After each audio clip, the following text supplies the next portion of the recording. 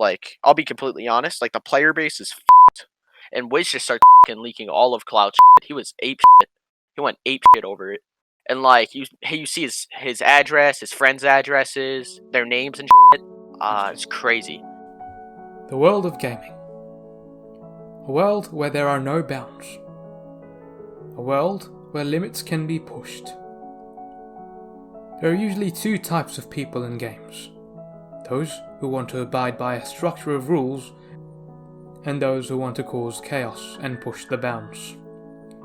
You might think the balance favours those who prefer order rather than chaos, but that is untrue. Let's diverge on a small story about my experience in the game Space Engineers. For those of you who don't know, Space Engineers is basically Minecraft in space. I started the Empire on a server affiliated with MTA a while ago. We produced massive ships and quickly became the strongest faction on the server. Obviously, there was resistance. We were less than 10% of the server. The rest of the factions on the server, including the admin's faction, banded together to form a coalition against us, to try and take us down using in-game methods. But that failed miserably, as they could not compete against our military power. The admin then decided to resort to their admin power and declared the entirety of Earth a no PvP zone. Ultimately, the admin then decided to ban one of our team members for a bogus reason. We then decided to blow everything up and quit the server.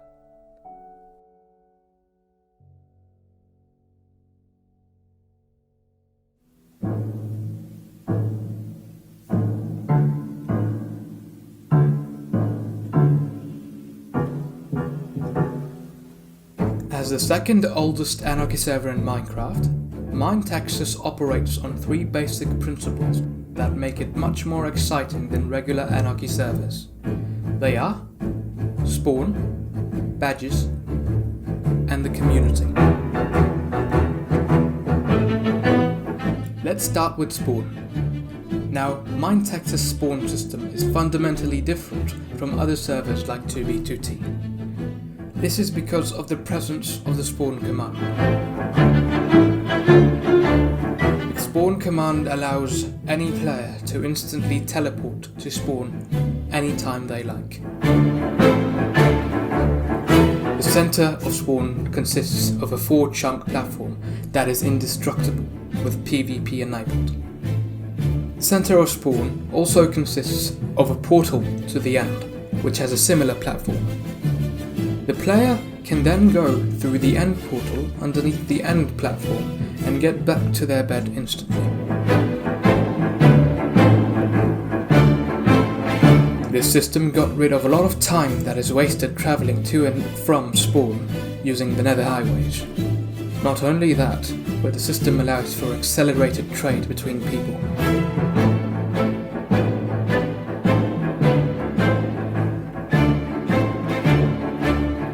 Those who control the platform control the majority of trade interactions. Next, the badges. Badges are a suffix to the player name in the in-game chat.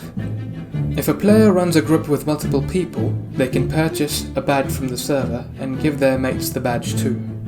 This system increases the bonds between players of a group and allows it to be perceived as a group from the outside as well.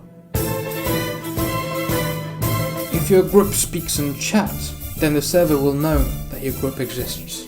This boosts the community aspect of the server. The third and final principle is community. Minetexas has 3 modes of communication. The first one is the forums. This was the primary mode of communication in 2016 and is now outdated. But it still stores a wealth of information about the server with thousands of posts containing valuable history. The second is the official Discord. This is the most important form of communication as the entire community interacts on this Discord. There are also many smaller Discords that represent different groups that branch from the Discord. Almost everyone in the smaller discords is also present in the official Discord. The third and final mode of communication is the server itself.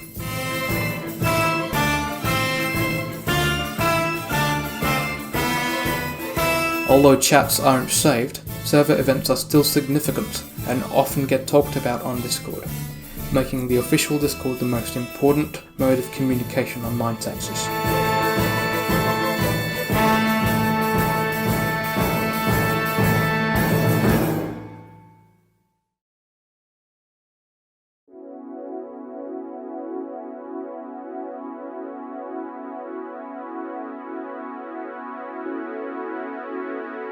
Using the aforementioned facts, I had to make a system.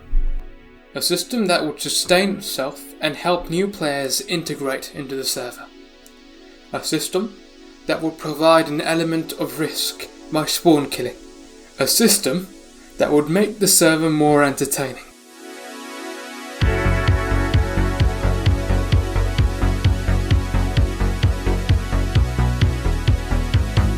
It was the February of 2020, the server was basically dead. All my old mates had stopped playing. But then, the coronavirus hit. Vast amounts of people came pouring into the server. My goal was to form a new empire with completely new people. Now, new people are generally shunned away from groups and are bullied against in anarchy servers. This was also true for the Minetexas Anarchy Server. I decided to take this to my advantage to find new people for the new empire I would be creating. I started by developing the basics of the colony system. I would distribute new people into groups and send them out with resources to different colonies. The colonies wouldn't last long. It was basically the survival of the fittest. Every time a colony fell, I would remove the traitors and move the loyal ones into a new colony. This process would be repeated many times until I found the most worthy people. The system would help me interact with new people and help me find the people that will fill the management positions of the empire. The system tended to select extremes on both sides in the PvP versus building scale. There were hardcore PvPists and there were hardcore builders. I continued the colony process when I noticed that one of my colonies was extremely big and successful. This was the colony run by Foxbox and Spartan. Foxbox used his brilliant building techniques and a unique way to interview people and reformed the colony system in its entirety. Colonies started lasting longer and we had a higher retention rate. Foxbox also formed a building team along with players such as Limna, Spartan and Build Cosby to go out and build colonies along with new people. Fox was named the leader of the right wing of the empire and led the segment efficiently. On the other side of the empire, there were hardcore PvPists. The system was led by Cloutsend and Yuno, brilliant PvPers that would camp spawn on behalf of Empire. Now, camping spawn would not have as much of an effect as people think, as you can just completely avoid them and go back to your bed. The true intention of this behaviour was to cause a psychological effect on the server, which, unfortunately, was too successful at. I'm going to be honest with you. A server without an enemy to fight is boring, in my opinion, and the server was lacking exactly just that, which is why I decided to make Empire the enemy who would provide entertainment and drama to everyone involved.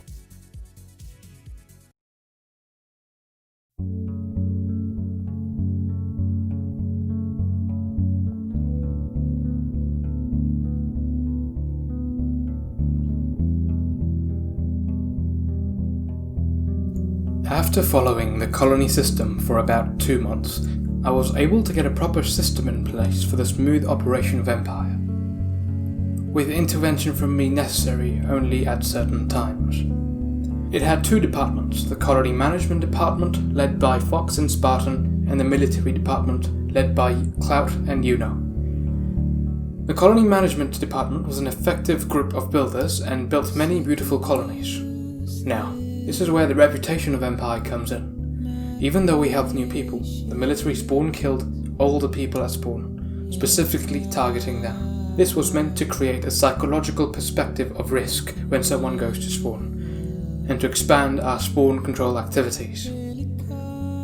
I took the stance to make the server more entertaining for everyone, adding more drama, and to do that, sometimes you have to be the bad guy. The psychological push was perhaps too effective. The server started hating Empire real quick, and then the similar series of unfortunate events as space engineers started to take place. On June 5th, 2020, 122 people that were on the Empire Discord were banned from the MTA Discord. But before I can explain what exactly happened, I must explain the character of Cloutsend. I mentioned earlier that the system I used tended to attract extreme individuals from the PvP and building scale, while Clout was one such extreme and controversial individual. From a Portugal background, Clout had a unique and loud personality. He would seem extremely toxic from the outside, but all his toxicity was good-hearted. Was at the time it was more of let's get Clout banned because he's Empire or whatever. Or not even just because he's an unlikable player. Because I admit, like, if you didn't VC with him and you only met him through chat, you would fucking hate him. But like, after you like VC and got to know him, you would like him. Now I admit that he was foul-mouthed, but as an individual who voice chatted with him for a long time, I understand how he can be seen as toxic from an outside perspective. Clout was truly a brutally honest and a proper individual, but was seen as a toxic menace from the outside. Now let's talk about what happened on that day.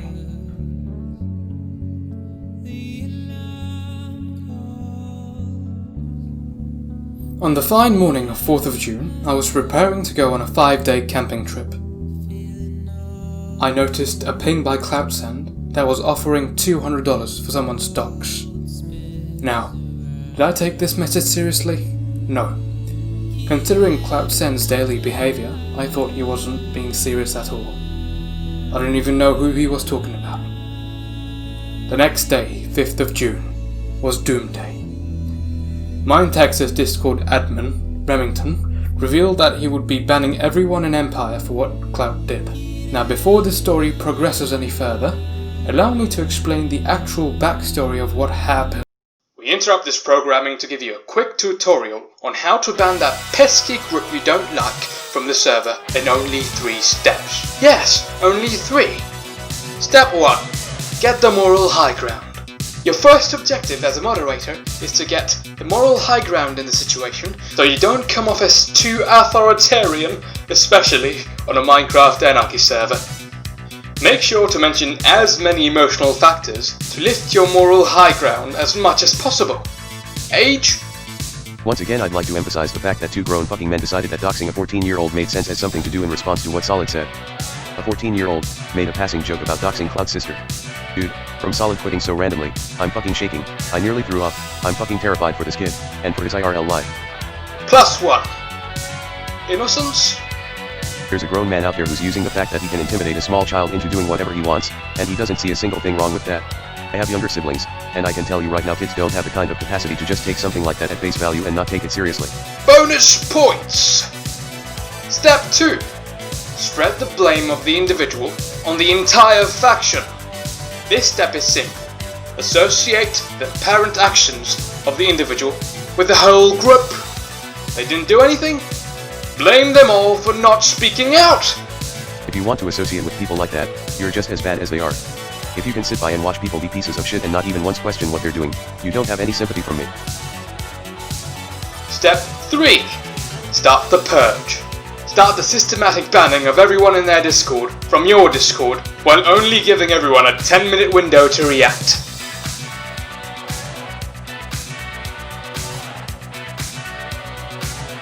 Also, make sure to ban everyone in their Discord, even though they might not be associated with Empire, to get an even better hit on their reputation as illegal people.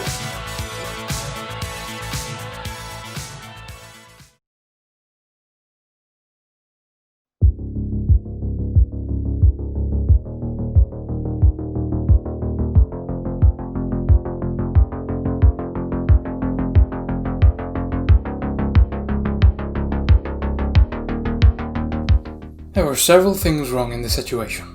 Just to clarify, Remington is the moderator of the official MTA Discord and not the server itself. An admin is supposed to be a neutral entity that doesn't have any vested interest in the server, but Remington was an actual player who ran a faction called LMF and had interests at spawn, which Empire was in quote-unquote control of.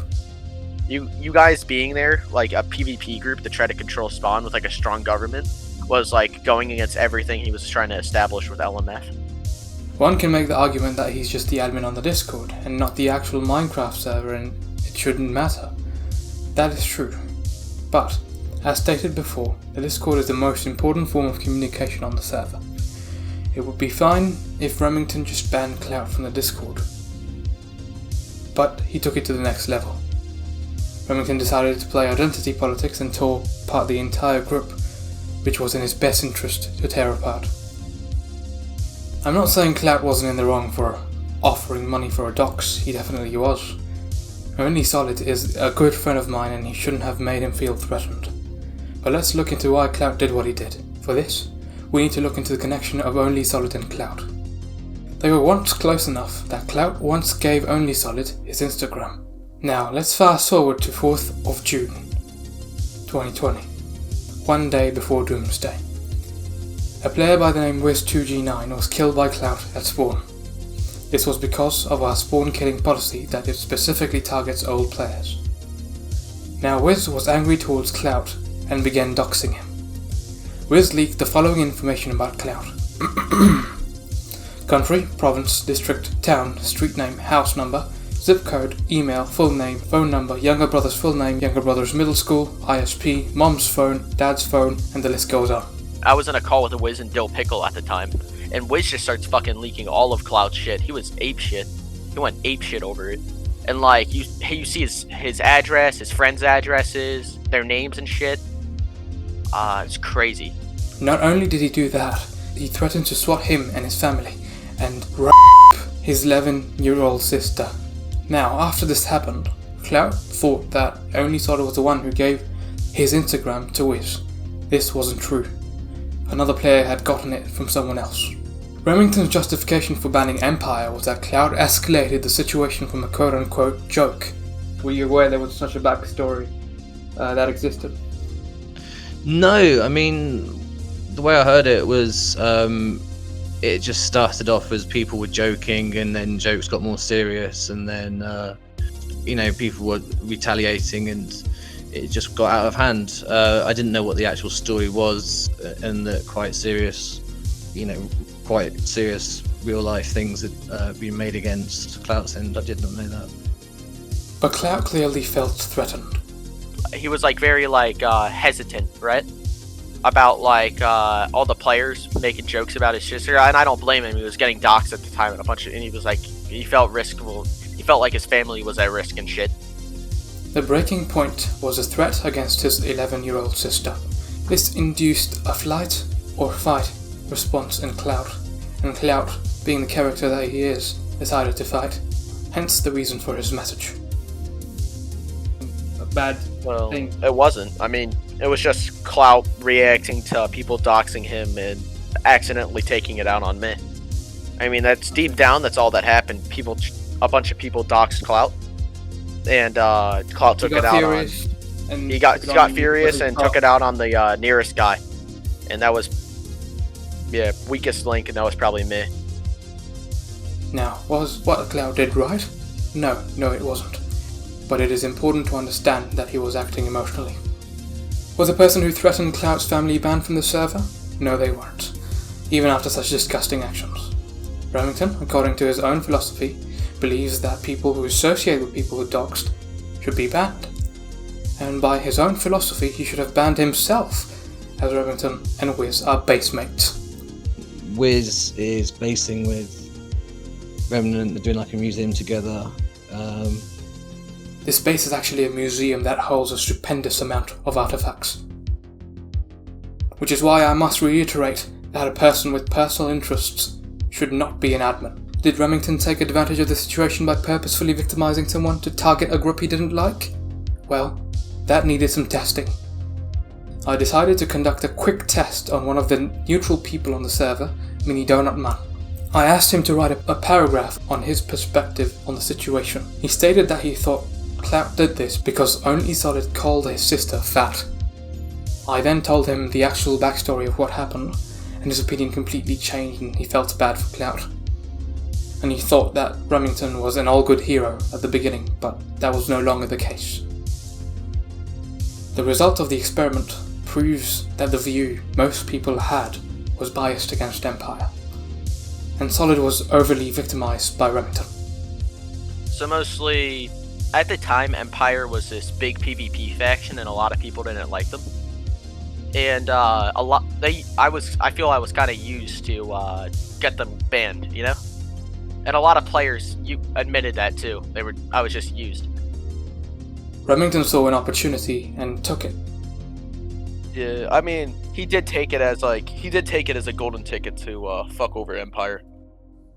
He downplayed the actions of Wiz, his basemate, and over-dramatized the actions of Clout, victimizing the victim.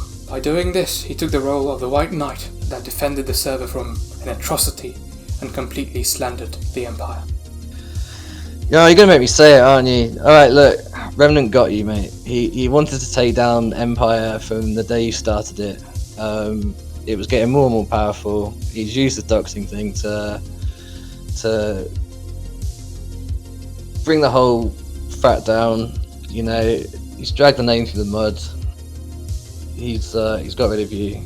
He's won. Before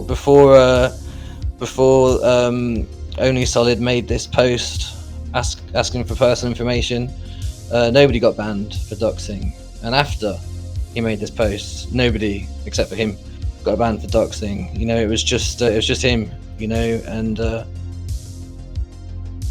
yeah, it seems very selective. The whole thing seemed to be against Empire.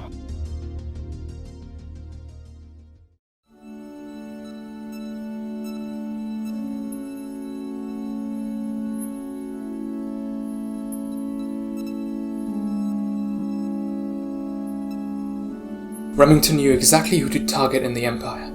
He targeted all the leaders, including Foxbox, who he falsely accused of fronting the $200 to Clout. He used that as reason to get him banned from the server too.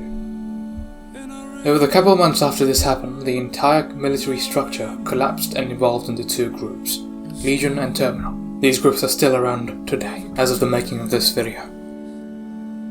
The colony sector, led by Fox, had to secede from the Empire due to its reputation as doxers, and eventually everyone from there left the server as well.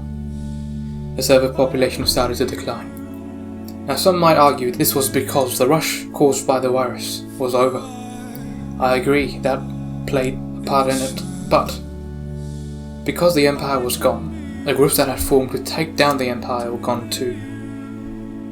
This accelerated the process of decay as other people started to leave, and the server had become boring, with no drama at all. Oh, I have nothing to really do on the server, because after the cloud shit went down, Minetexas is fucked. Like, I'll be completely honest, like, the player base is fucked. All the older players are just fucking... By older, I mean fucking from February and shit. It's like, not even that old, like, from like a few months ago. Like, they're all gone, dude. It's only like, maybe... People... Yeah, it's bad. But like, Empire, like, deep down, like, it wasn't even that bad. It was just those 4 little players camping spawn that would piss everybody off. Should Remington remain as an admin on the Discord server? Sure. It's hard to find people dedicated to a Minecraft server as long as him. But instead of being reactive with the rules, Minetexas should be proactive. An MOTD warning for players who don't have beds to not leak any info such as IP, addresses, Instagram, or clicking any links would help. Ataranlen, the server owner, is one of the best neutral owners and is quite amazing at the job. Ata, if you're watching this, I have 2 requests for you. I asked you that this video be pinged to everyone on the server so that the reputation of Empire is repaired, which will allow me to bring it back. And my second request is that Clout be unbanned. as he now realised how unjust it was to him. He promised he would behave. Legion will be rejoining the Empire on its return, and the military wing will be re-established. It's unknown if Fox will come back to rejoin Empire. For those of you watching who want to join this new Empire, the Discord link is in the description. This video was supported by Anarchy Links Hub, linking Anarchy servers together. Discord link in the description.